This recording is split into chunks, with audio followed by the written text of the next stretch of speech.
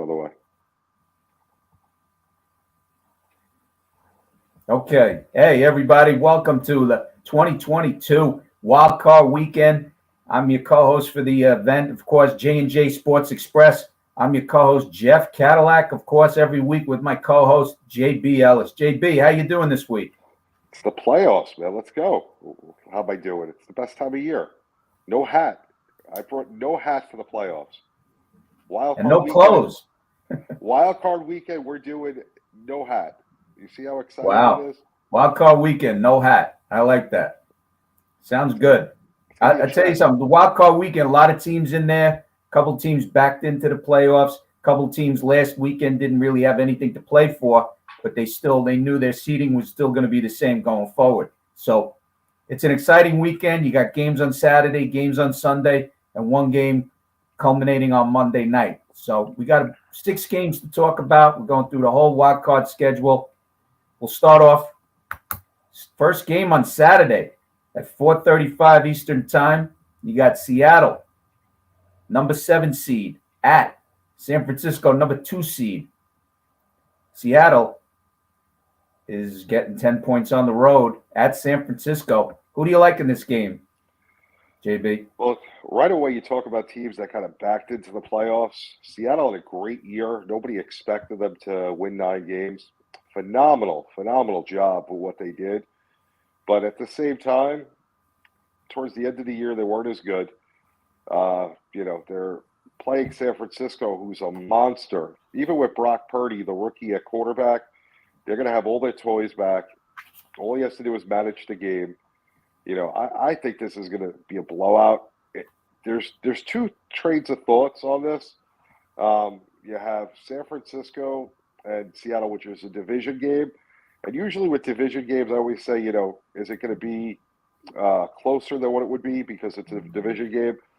But in all honesty, I think just San Francisco's pure talent factor with their defense and all the offensive weapons that they have, even though that they have a rookie quarterback, Mr. Irrelevant, Brock Purdy himself, I still think that San Francisco wins by about 17 to 20 points in this game. It's not going to be fun watching this in the early window on Saturday. You may want to make other plans so you have something to do before you get ready for Saturday night. But what do you think, Jeff? Well, I got to agree with you on one part. Talking about divisional games, the fact of the matter is these 2 teams played twice during the regular season. The first game was in week 2 at San Francisco, and that was the game where Trey Lance got injured and Jimmy G came in. And in that game, you got to understand, Seattle did not get an offensive touchdown. They scored a touchdown on a blocked kick, and they returned it for a touchdown. They couldn't get their offense going. I think Geno Smith was just coming to his own. He was learning the Seattle offense in the real games. A lot of people don't understand that preseason and training camp is not the same. It's kind of been watered down a little bit. So the first 4 weeks of the season is almost like a real training camp where you play actual games.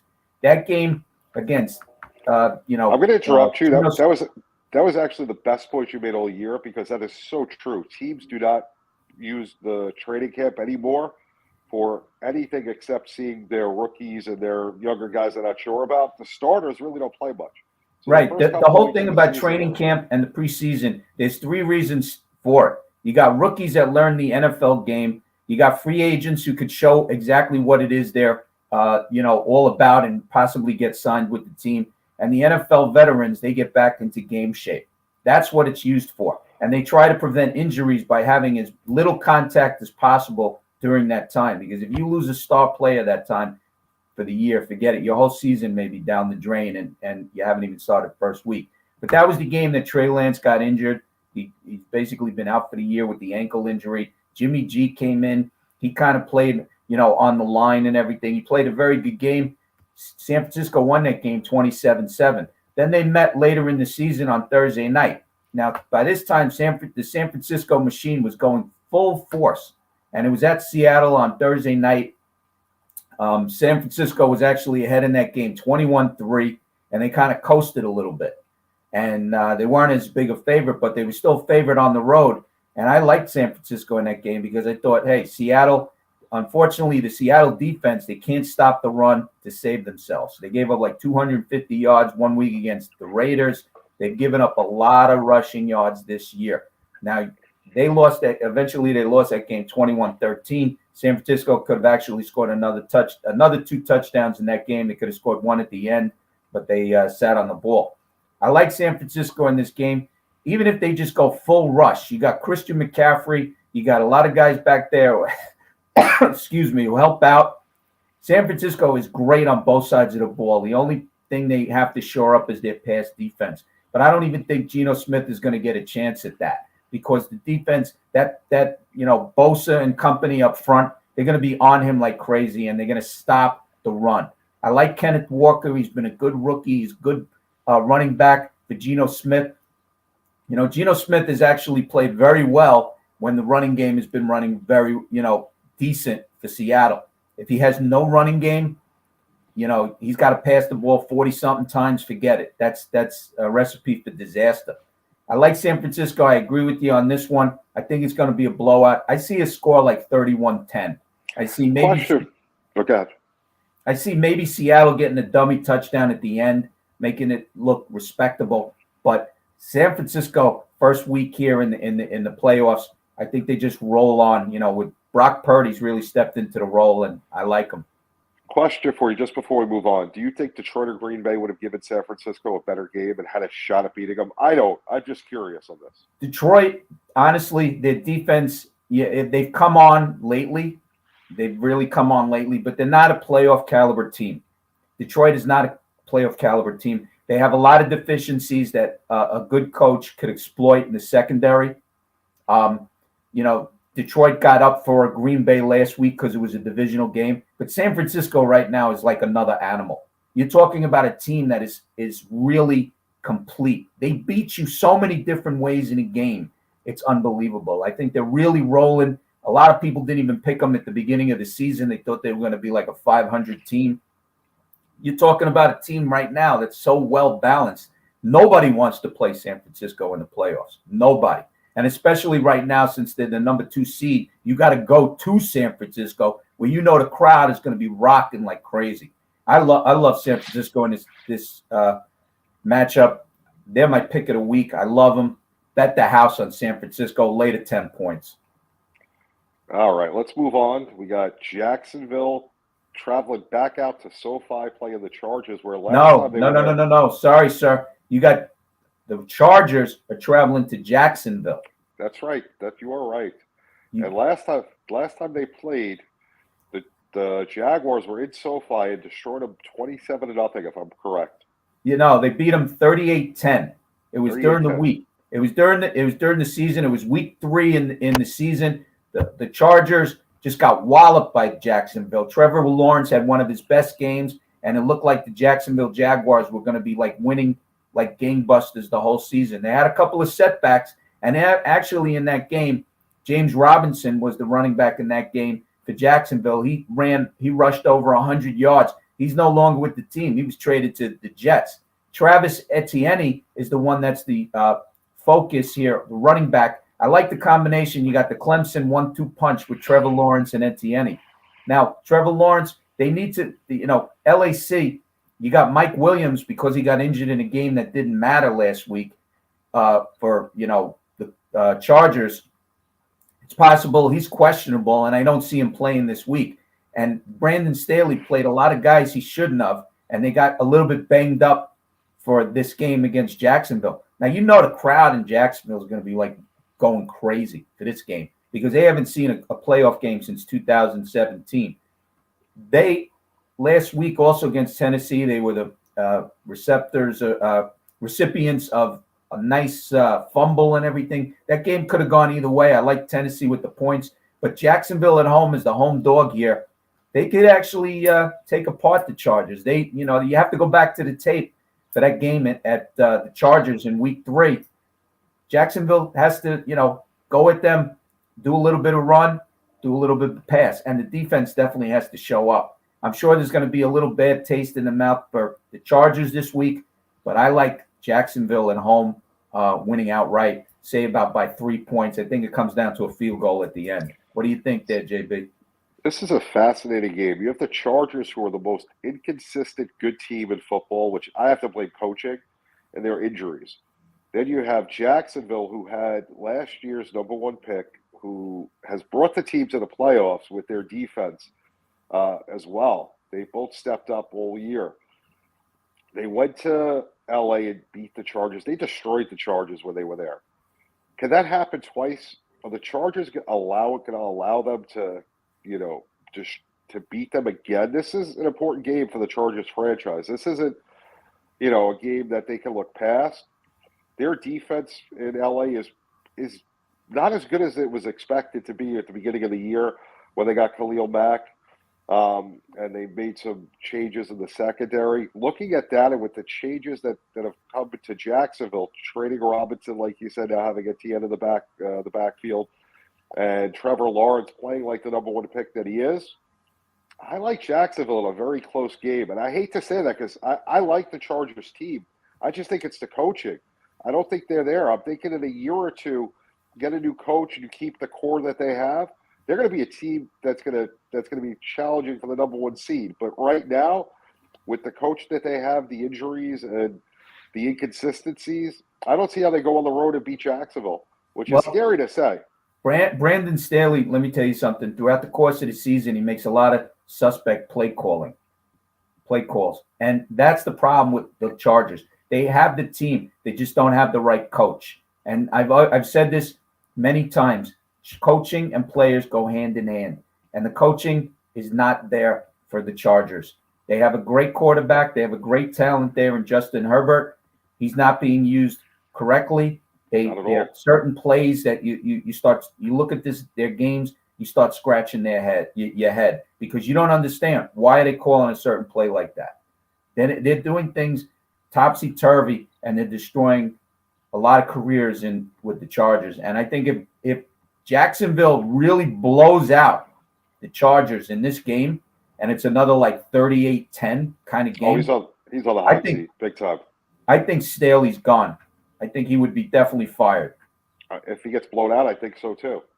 But if it's a close game, which I'm expecting, I don't think that'll happen. But if he gets blown out, if it's a close game and it ends up coming down to a field goal at the end, he still keeps his job. But if they get blown out and they get surprised, and don't misanticipate the fact that Doug Peterson, he's been there before. He's been on a Super Bowl run with the Eagles. He could pull plays out of the hat like he did with Philadelphia. And I see the Chargers, being flat-foot on that one and getting stumped and not being, and missing a cover or missing an assignment. Doubt. There's definitely the better coach is in Jacksonville. There's no question about that. Without a doubt. So, okay, we're moving on to Sunday. The 105 game. It's seventh ranked, the 7th seed Miami at the 2nd seed Buffalo. At the time we analyzed these games, Buffalo was laying 10.5 at home. Who do you like, JB? Is Miami even going to be in the same class right now as Buffalo? They're on the 3rd string quarterback. Buffalo is going to be pumped up. DeMar Hamlin's out of the hospital, maybe in Buffalo for the game. Is there really much to say about this? Buffalo's a machine where Miami, had trouble towards the end of the season. They were 7-3 at one point. They're just in shambles. I don't think there's much to say about this game. I think Buffalo wants to get to the Super Bowl. They're excited. They're ready to go. Josh Allen's going to come out. They want to start the playoffs the way they want to end the playoffs, winning big.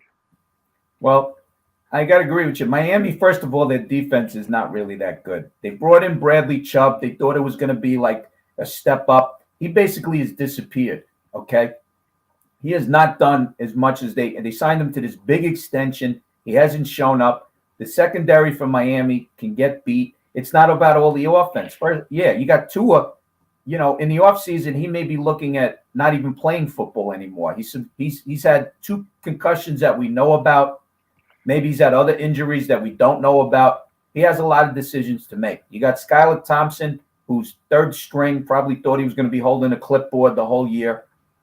He's starting this game. Teddy Bridgewater still with the dislocated finger on his throwing hand. Who knows if he can even come in and hold the ball without severe pain.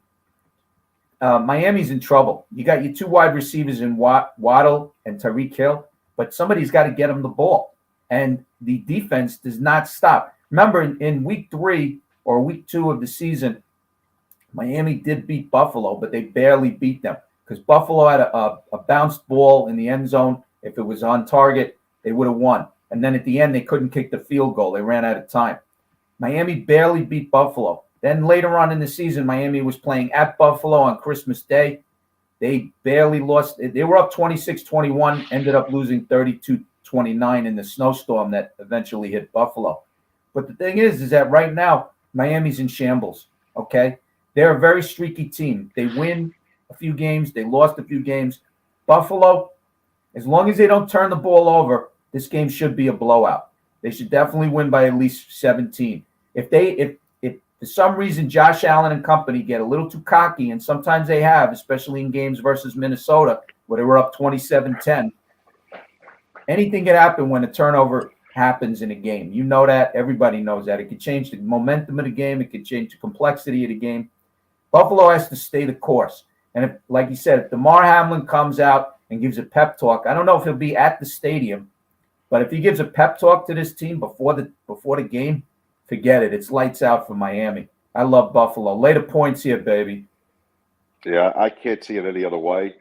You know, I thought about this game and tried to say again the same thing. Division game, all that. I don't think it matters. I'm all Buffalo. Yeah. So our next game is the second game on the schedule for the Sunday. It's the 6th seeded New York Giants at Minnesota. They're seeded number 3. Giants are getting 3 points. Who do you like there, JB? So we just saw this game a couple of weeks ago. The Giants flew up to Minnesota. They lost on a last-second 61-yard field goal. You know, the Giants had played way over their head all year. Nobody expected anything like this from this team. Minnesota, I thought at the beginning of the year they were going to do good. They did better than I expected as well. But I like the Giants here. I think that they played them once. They saw what they need to do. I think they're going to come back. They're going to put a game plan together to beat the Vikings. It's going to be a great game. This is probably going to be one of the better games of the weekend. But I think the Giants are going to pull this out by about a field goal. I would take the 3 points here. The rematch that we just saw, they played a couple of weeks ago. I don't see any reason that the Giants are going to lose. I happen to like the Giants as well in this game. I'll tell you something. In the first meeting that they had with the Giants in Minnesota, Giants should have won this game. They had a fumble. They had Danny Jones had an interception. They had some dropped balls. Minnesota, with all their talent, just barely beat the Giants with a field goal, a 61-yard field goal, by the way, at the end. And the Minnesota defense is terrible. If the Giants have no turnovers in this game, they have to almost play perfect football in this game. And it can be done with Brian Daboll as the head coach. They can beat Minnesota. Minnesota, to me, is a faker of a team. They don't even deserve to be in the playoffs. Congratulations, they're 13-4, but that is it. Their record doesn't tell you the whole story. You got the key to this game for the Giants is they got to stop Jefferson and they got to stop Hawkinson. If they stop those two guys, the wide receiver and the tight end, Cousins is not going to have anybody to throw to. He relies on those two guys mainly. And the defensive line for the Giants has to put pressure on Cousins. He folds like a house of cards. You put pressure on Cousins, this game will be the Giants. They will go in there and steal the victory. This is what they have to do. And then when they're on offense for the Giants, they have to attack. They have to attack that secondary. It's a terrible secondary. Keep the ball away from Patrick Peterson. Believe me, the guy's been to the playoffs before. He was with Arizona for many years. You got to keep the ball away. Danny Jones has to be able to read the defense and take what the defense is giving him. You cannot thread the needle against this team. Minnesota has a history of getting lucky. A lot of bounced balls fall their way. Giants have to play perfect football in this game, but they can win this game, and I like the Giants +3 at Minnesota. Jeff, question for you. Probably one of the biggest questions I've had all year with Minnesota. Yes, Justin Jefferson had a great year. You know, phenomenal season. What happened to Adam Thielen?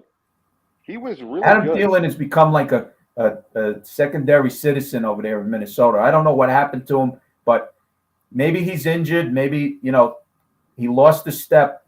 Who knows? Because you would think that if they would distribute the ball a little bit more evenly, this is what I thought the problem with the Rams with Cup, with them throwing the ball at Cup so much. I think the same thing's happening with Minnesota. A couple of weeks ago when they shut down Jefferson, the offense was almost done. Right. Because what happens is quarterbacks, they fall in love with somebody. You see, the problem with Matthew Stafford, and he's had this his whole career, he falls in love with a particular wide receiver, and the offense gets stagnated. You don't spread the offense around. You get predictable. That's why Stafford, when he was with Detroit, he led the league in fourth quarter interceptions because everybody knew where he was going to throw the ball. He was throwing the ball all the time to Megatron, okay, which is Calvin Johnson. When he comes to LA, who's he throwing it all the time to? Cooper Kupp. Not taking away anything from these wide receivers, but you can't become predictable. Defenses, they will tee off on that. Cousins is predictable. You have to put pressure on him. You put pressure on him, he makes mistakes, he fumbles, interceptions galore. Giants have to play a perfect game against Minnesota, and they can win this game. But I like the Giants +3. I like Brian Dabble. Hey, they should be pumped for this game. It's going to be a great game. It's probably one of the better games to watch Wild Card Weekend. And then the third game on Sunday, we're going Baltimore, the 6th seed at Cincinnati, the 3 seed. Baltimore is getting 6.5 points in this game. Who do you like in this game, JB? So, no Lamar Jackson. 99% he's not playing. He hasn't practiced. Cincinnati in the Super Bowl last year. Joe Burrow wants to win the Super Bowl, not get to the Super Bowl. It's tough in the AFC. They still got to go through Buffalo and Kansas City to get there. But Baltimore's not going to give them that challenge. Once again, division game, Baltimore's a tough team. But Cincinnati's hungry. They want to win the Super Bowl. Joe Burrow is Joe Cool, as we've all said all year. I'm not seeing how Baltimore has a path to beat Cincinnati without Lamar Jackson. I mean, you're taking out their best playmaker on offense. Yes, their defense is good, but Cincinnati sees them twice a year. They know what they need to do to move the ball.